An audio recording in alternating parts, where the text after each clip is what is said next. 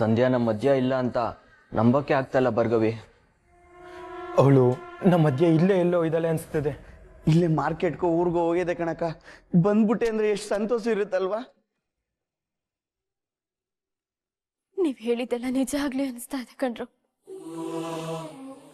ನ್ಯಾಯ ಕೊಡಿಸ್ತೇನೆ ಅಂತ ಕರ್ಕೊಂಡು ಬಂದೆ, ಆದ್ರೆ ಈಗ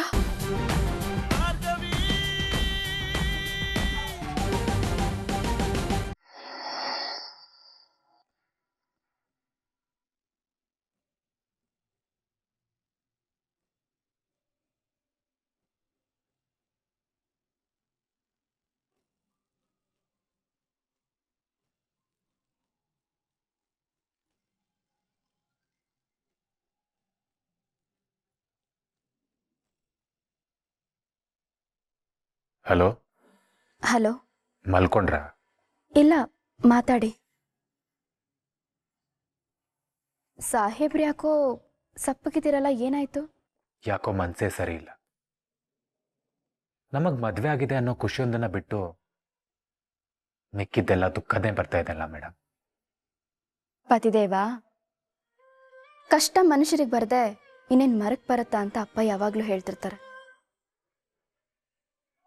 ನೀನೇನ್ ತಲೆ ಕೆಡಿಸ್ಕೋಬೇಡ, ನಿನ್ ಕಷ್ಟ ಹಂಚ್ಕೊಳಕ್ಕೆ ನಾನಿದ್ದೀನಲ್ವಾ. ಥ್ಯಾಂಕ್ಸ್ ಕಣ್ರಿ, ತಲೆ ಕೆಟ್ಟು ಹೋಗಿತ್ತು ನನಗೆ. ನನ್ನ ಸುತ್ತ ಏನ್ ನಡೀತಿದೆ, ಇಲ್ಲಿ ನನ್ನವ್ರು ಯಾರು ಬೇರೆಯವ್ರು ಯಾರು ಅಂತಾನೆ ಗೊತ್ತಾಗ್ತಿರ್ಲಿಲ್ಲ. ಜೊತೆಗೆ ಅವತ್ತು ಮದ್ವೆಯಿಂದ ತಪ್ಪಿಸ್ಕೊಂಡು ಓಡ್ ಬಂದಿದ್ನಲ್ಲ, ಮುಂದೆ ಅವ್ರ ಜೊತೆನೆ ಮದ್ವೆ ಮಾಡಿಸ್ತೀನಿ ಅಂತ ಬ್ಲ್ಯಾಕ್ ಮೇಲ್ ಮಾಡಿಸ್ತಿದ್ದಾರೆ. ನನಗಂತೂ ಸಾಕಾಗಿದೆ ಮೇಡಮ್. ನಿನ್ ಸ್ಥಿತಿ ನನ್ಗೆ ಅರ್ಥ ಆಗ್ತಿದೆ ಪಾರ್ಥ. ನಮ್ಮನೇಲೂ ಇಂಡೈರೆಕ್ಟ್ ಆಗಿ ಮದ್ವೆ ವಿಷಯನ ತೆಗಿತಾನೆ ಇದ್ದಾರೆ. ಏನ್ ಹೇಳೋದು ಹೇಗ್ ಹೇಳೋದು ಅಂತಾನೆ ಅರ್ಥ ಆಗ್ತಿಲ್ಲ. ಪಾರ್ಥ, ನಿಮ್ ಮನೇಲಿ ಮದ್ವೆ ವಿಷಯನ ಹೇಳಿದ್ಯಾ? ಇಲ್ಲ ಮೇಡಮ್, ನಿನ್ನೆ ಈ ವಿಷಯನ ಡ್ಯಾಡ್ ಹತ್ರ ಹೇಳೋಣ ಅಂತಾನೆ ಹೋದೆ. ಆದ್ರೆ ಅವರು ಬೇರೆ ವಿಷಯಕ್ಕೆ ಟೆನ್ಷನ್ ಮಾಡ್ಕೊಂಡಿದ್ರು. ನಾನು ಪೀಟಿಗೆ ಹಾಕುವಷ್ಟರಲ್ಲಿ ಬೈದ್ ಕಳಿಸ್ಬಿಟ್ರು. ಅಯ್ಯೋ ಹೌದಾ ಪಾರ್ಥ, ಆದ್ರೂ ಇವತ್ತು ಅವ್ರು ಶಾಂತವಾಗಿರೋ ಯಾವ್ದಾದ್ರು ಟೈಮ್ ನೋಡ್ಕೊಂಡು ವಿಷಯ ಹೇಳ್ಬಿಡು. ಆದಷ್ಟು ಬೇಗ ನಿಮ್ಮ ಮನೆಯವ್ರು ಬಂದು ನಮ್ಮ ಮನೇಲಿ ಮಾತಾಡೋ ಹಾಗಾಗ್ಲಿ. ಇಲ್ಲ ಅಂದ್ರೆ ಅಮ್ಮ ನನ್ನ ಮದ್ವೆನ ಇನ್ಯಾವ್ದ್ರ ಜೊತೆ ನಿಶ್ಚಯ ಮಾಡ್ಬಿಡ್ತಾರೆ.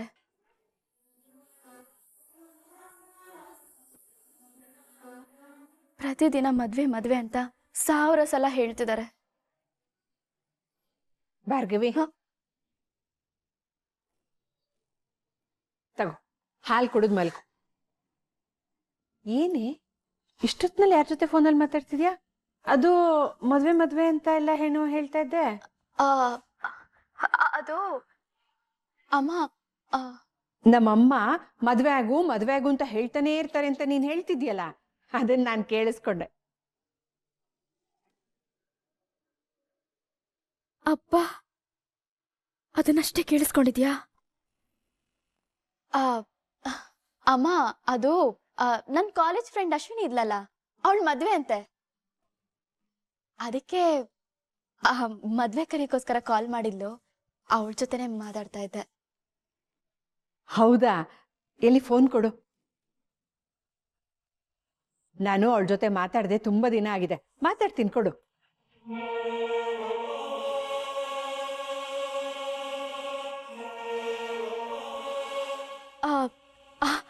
ಅಯ್ಯೋ ನೋಡು, ಕಾಲೇ ಕಟ್ಟಾಗ್ಬಿಟ್ಟಿದೆ. ಅವಳು ಮತ್ತೆ ಮಾಡ್ತಾಳಂತೆ, ಆಮೇಲಿಂದ ಮಾಡಿದಾಗ ನಿನ್ ಕೈಲಿ ಕೊಡ್ತೀನಿ.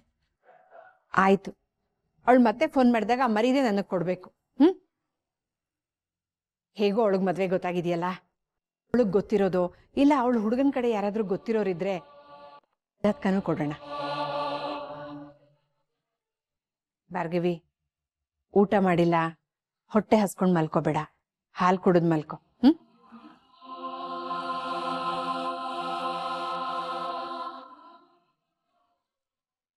ಇದೇನೆ ಅಪ್ಪನ ಶರ್ಟ್ ಇಟ್ಕೊಂಡು ಕೂತಿದ್ಯಾ?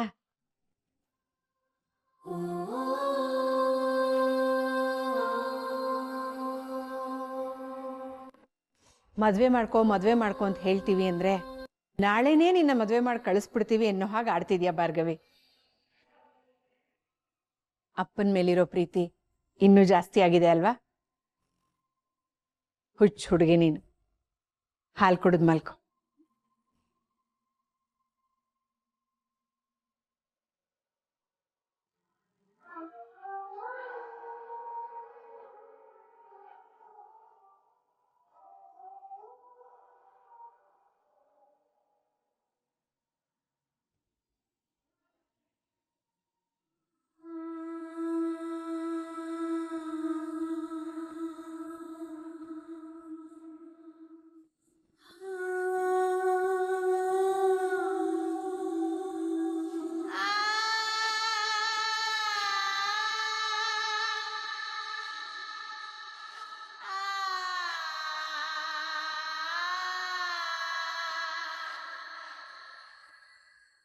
ಸಂಧ್ಯಾ ನಮ್ಮ ಮಧ್ಯ ಇಲ್ಲ ಅಂತ ನಂಬಕ್ಕೆ ಆಗ್ತಾಯಿಲ್ಲ ಭಾರ್ಗವಿ. ಅವಳು ನಮ್ಮ ಮಧ್ಯೆ ಇಲ್ಲೇ ಎಲ್ಲೋ ಇದ್ದಾಳೆ ಅನಿಸ್ತದೆ. ಇಲ್ಲೇ ಮಾರ್ಕೆಟ್ಗೋ ಊರಿಗೋ ಹೋಗಿದೆ ಕಣಕ್ಕ. ಬಂದ್ಬಿಟ್ಟೆ ಅಂದ್ರೆ ಎಷ್ಟು ಸಂತೋಷ ಇರುತ್ತಲ್ವಾ? ನೀವ್ ಹೇಳಿದ್ದೆಲ್ಲ ನಿಜ ಆಗ್ಲಿ ಅನಿಸ್ತಾ ಇದೆ ಕಣ್ರು. ನ್ಯಾಯ ಕೊಡಿಸ್ತೀನಿ ಅಂತ ಕರ್ಕೊಂಡ್ ಬಂದೆ, ಆದ್ರೆ ಈಗ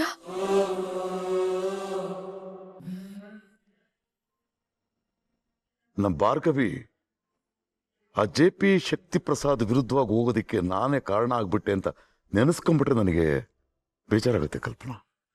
ನನಗಾದ ಅವಮಾನಗಳನ್ನ, ಹಿಂಸೆನ, ಮನಸ್ಸಿಗಾದ ನೋವನ್ನ ಹಾಗೆ ಬಚ್ಚಿಟ್ಕೊಂಡ್ಬಿಟ್ಟಿದ್ರೆ ಭಾರ್ಗವಿ ಅವ್ರ ತಂಟಕ್ಕೆ ಹೋಗ್ತಿರ್ಲಿಲ್ಲ ಅನ್ಸುತ್ತೆ. ಸಂಧ್ಯಾ ನಮ್ಮ ಕಣ್ಣು ಮುಂದೆನೇ ಇರ್ತಾ ಇದ್ಲ. ಅನ್ಯಾಯವಾಗಿ ಹುಡುಗಿ ಸಾಯೋದಕ್ಕೆ ನಾನೇ ಕಾರಣ ಆಗ್ಬಿಟ್ಟೆ. ಈಗ ನೋಡು, ಆ ಮಗಳು ತೀರ್ಕೊಂಡ್ಲು, ಈ ಮಗಳು ಅದೇ ದುಃಖದಲ್ಲಿ ಕೂಗೋಗ್ಬಿಟ್ಟಿದ್ದಾಳೆ. ನಮ್ಮ ಪುಟ್ಟಿನ ಈ ರೀತಿ ನೋಡೋದಕ್ಕೆ ನನಗೆ ತುಂಬಾ ಕಷ್ಟ ಆಗ್ತಿದೆ ಕಲ್ಪನಾ.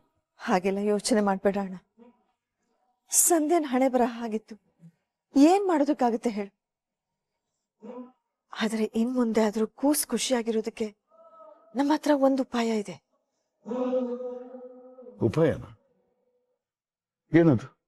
ನಮ್ ಕೂಸಿಗೆ ಮದ್ವೆ ಮಾಡಿಸ್ಬಿಡೋಣ. ಏನ್ ಹೇಳ್ತಿದ್ದೆ ಕಲ್ಪನಾ ದಿನ? ಇಂಥ ಸಮಯದಲ್ಲಿ ಭಾರ್ಗವಿಗೆ ಮದುವೆನಾ? ಹೌದಣ್ಣ, ಮನೆ ಪರಿಸ್ಥಿತಿನ ಅರ್ಥ ಮಾಡ್ಕೊಂಡೇ ಹೇಳ್ತಾ ಇದ್ದೀನಿ. ಭಾರ್ಗವಿಗೆ ಮದ್ವೆ ಆದ್ರೆ ಅವಳು ಹೊಸ ಬಾಳು ಶುರು ಮಾಡ್ತಾಳೆ, ಖುಷಿಯಾಗಿರ್ತಾಳೆ. ಅವಳು ಸಂತೋಷವಾಗಿರೋದನ್ನ ನೋಡಿ ನಾವು ಖುಷಿಯಾಗಿರ್ತೀವಿ.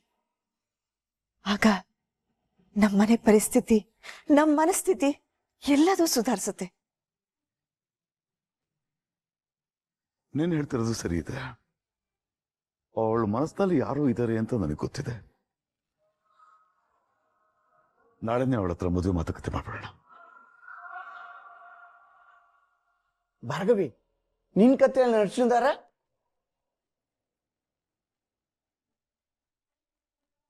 ಸುಮ್ನೆ ಇರೋ, ಜೋರಾಗಿ ಮಾತಾಡ್ಬೇಡ.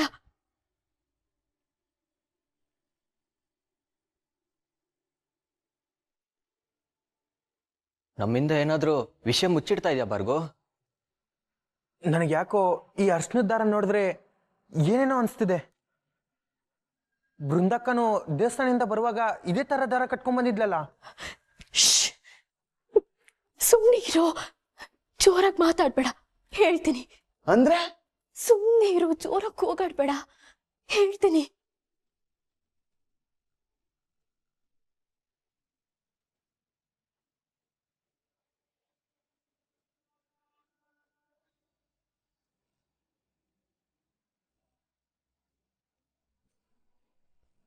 ಇದು ನಿಜವಾಗ್ಲೂ ತಾಳಿನೇ. ನಿನ್ ಮದ್ವೆ ಆಯ್ತಾ ಭಾರ್ಗು?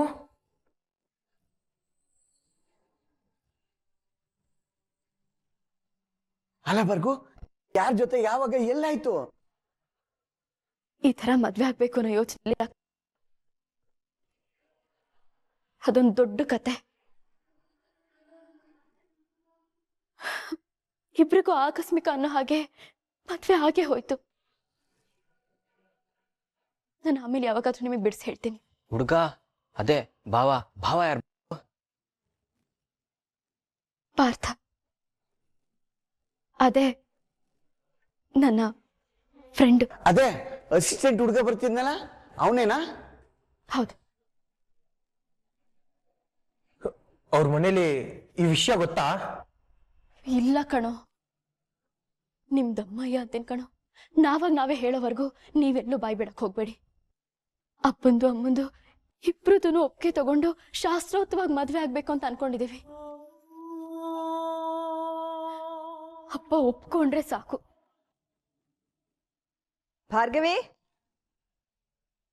ಭಾರ್ಗವಿ,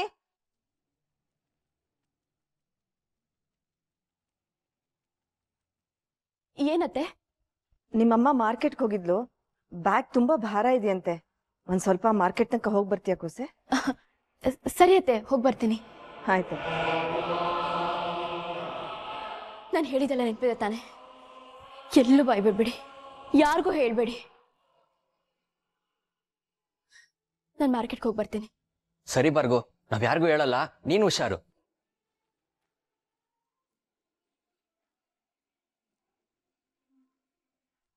ಅರ್ಜುನ್, ಏನು ಸಾಹೇಬ್ರು ಇತ್ತೀಚೆಗೆ ತುಂಬಾ ಮುತುವರ್ಜಿ ವಹಿಸಿ ರೆಡಿ ಆಗ್ತಿದ್ದೀರಾ? ಹುಡುಗಿ ಜೊತೆ ಔಟಿಂಗ, ಡೇಟಾ? ಅಯ್ಯೋ ಆ ಥರ ಏನಿಲ್ಲ, ಅದಕ್ಕೆ ಸ್ವಲ್ಪ ಕೆಲಸ ಇತ್ತು, ಅದಕ್ಕೆ ಹೊರಟಿದ್ದೆ ಅಷ್ಟೆ. ಆದ್ರೂ ಇತ್ತೀಚೆಗೆ ಈ ಅತ್ತಿಗೆ ಮೇಲೆ ನಂಬಿಕೆ ಪ್ರೀತಿ ಎರಡೂ ಕಮ್ಮಿ ಆಗೋಗಿದೆ ಅಲ್ವಾ ಅರ್ಜುನ್? ಅಯ್ಯೋ ಯಾಕೆ ಹಾಗಂತಿದ್ರ ಅದಕ್ಕೆ? ನಾನು ಈ ಮನೇಲಿ ನಿಮ್ಮ ಹತ್ರ ಬಿಟ್ಟು ಇನ್ಯಾರ ಜೊತೆ ಜಾಸ್ತಿ ಮಾತಾಡ್ತೀನಿ ಹೇಳಿ? ಮತ್ ಯಾಕೆ ನೀನ್ ನನ್ನ ಹತ್ರ ಮಾತೇ ಆಡ್ತಿಲ್ಲ? ಲೈಫಲ್ಲಿ ಏನೇನೋ ನಡೀತಾ ಇತ್ತು, ಅದಕ್ಕೆ ಸ್ವಲ್ಪ ತಲೆ ಕೆಟ್ಟಿತ್ತು, ಅದಕ್ಕೆ ಮಾತಾಡಿಲ್ಲ ಅಷ್ಟೆ. ಆದ್ರೂ ಮುಂಚೆ ಎಲ್ಲ ನೀನ್ ಅಷ್ಟೇ ಬಿಸಿ ಇದ್ರು ನಿನ್ನ ಲವ್ ಸ್ಟೋರಿ ಬಗ್ಗೆ ಯಾರೋ ನನ್ನ ಹತ್ರ ಹೇಳ್ತಿದ್ದೆ. ಈಗ ನೀನ್ ಅದು ಹೇಳ್ಕೊಡೋದಿಲ್ಲ. ನಾನ್ ಅಷ್ಟು ದೂರ ಆಗ್ಬಿಟ್ನ ಅರ್ಜುನ್? ಅದು ನಮ್ಮ ಲವ್ ಸ್ಟೋರಿ ಮುಗ್ದೋಯ್ತು ಅದಕ್ಕೆ.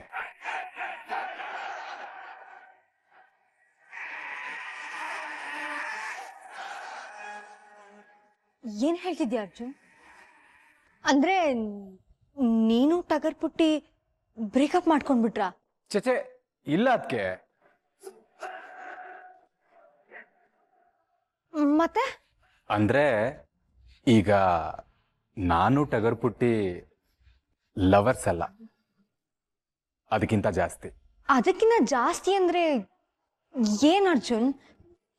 ಅದು ನಾವಿಬ್ರು ಮದ್ವೆ ಆಗ್ಬಿಟ್ವಿ.